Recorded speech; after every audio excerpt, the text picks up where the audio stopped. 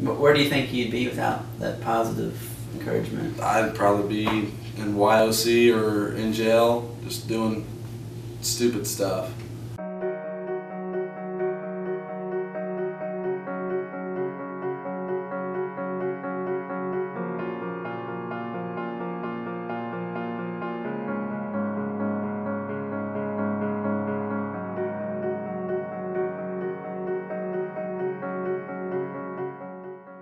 My name is BJ McKay. I live in Muncie, Indiana, and I'm a big brother. I grew up in Erie, Pennsylvania, and I lived in a kind of middle-class family. Both of my parents, my mom was a teacher, my dad was a general manager of a paint store, had my sister.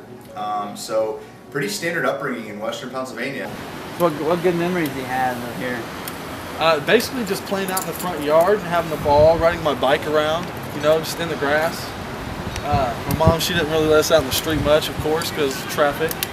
But basically, and had some friends that lived around. We just played basketball wherever we could, just ran, hoot and hollered.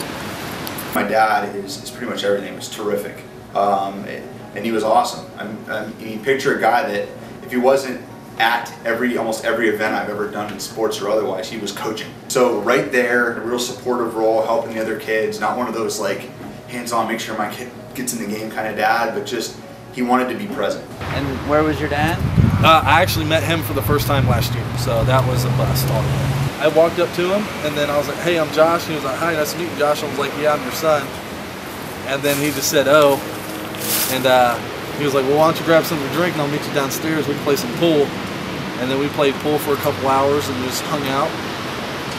I tried contacting him a couple times, called him, texted him, never got back to me. So first impression of Josh was just, you know, it was, I think, positive is the best way I can put it. I mean, Josh is a real smiley, kind of go with the flow, happy kid at the time, and you know, I could tell he was excited to meet me. And it's always this kind of nerves where it's like you're meeting this person, hey, I'm going to be your mentor.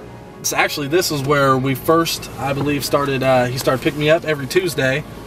We met every Tuesday, and then we eventually did every Tuesday and Thursday, and basically that for 4 years. Just almost every week. And then when he had to go away on business, I'd miss him that week, and we just the best time I ever had was just going over to his house and just having fun there, play football, and then I'd go play football with all of his friends and everything, which was what I loved. I mean, I never had a father figure or any male role model. I mean, we had a stepdad for a little while, but he left as soon as Bills came.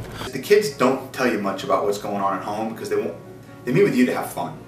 They don't, like, at first it's not this, you know, dump of, hey, here's all that's going on in my home life, help me, help me, help me. It's not how kids are wired. They just want to go have fun. Sometimes they want a distraction, which is hugely valuable. But at that point, I kind of got a sense when I couldn't get a hold of Josh. There was one time I went to, he was big into WWE, like the wrestling, and they were coming to Muncie. And I like called this sponsor for our company, was like helping put this together, and I said, hey, can I get some tickets? We got like really good tickets. And I was going to surprise him. Hey, we're going out tonight. You know, guess what we're going to do? He's like, what? I'm like, we're going to go to WWE Raw tonight. He's like, oh, that's crazy. I go to pick him up. He's not there. This was back in Earthstone. My younger sister, she actually called the police on my mom. And well, when they came to the house and everything, they picked up us kids and took us to the YOC where we stayed for the whole weekend. And we actually stayed in a cottage. Was for good behavior kids. And well, BJ actually was trying to get a hold of me the whole time because we had tickets to go to wrestling. And we missed out, and that was one of the maddest moments he ever had. Josh has changed a ton. Josh, when I first met him, was kind of aloof, go with the flow. Like, I think Josh is kind of in survival mode.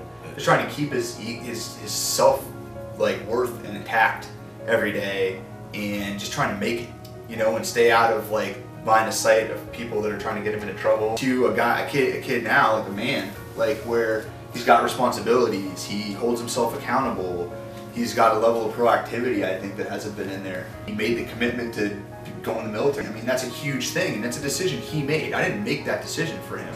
You know, I wanted that for him for a long time, but you know, he had opportunities, and I mean, 3 or 4 years ago, I thought that was something that would be good for him to explore.